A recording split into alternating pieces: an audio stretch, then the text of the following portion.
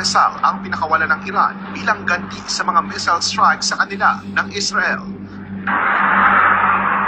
Sinala ng Iron Dome defense system ng Israeli Defense Force ang ilang Iranian missile.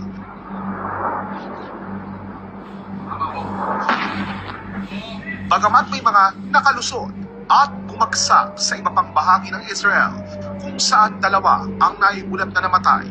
Ayon kay Iranian Supreme Leader Ayatollah Ali Khamenei, ganti nila ito sa naunang airstrikes ng Israel sa kanilang nuclear facilities. Ayon sa ilang source, hindi bababa sa 20 senior commander ng Iran ang nasawi sa naturang pag-atake. Giit ng Iran, Israel ang nagsimula ng giyera, kaya tatapatan daw nila ito at pananagutin ang Israel. Nauna nang sinabi ng Israel na ang kanilang pag-atake ay para pigilang gumawa ng nuclear weapons. Para sa isang military exercise, naglabas din ng propaganda video ang China na ipinapakita ang pag-take off ng mga eroplano at ang mapa ng Taiwan na tila punteriya ng malawakang military operation.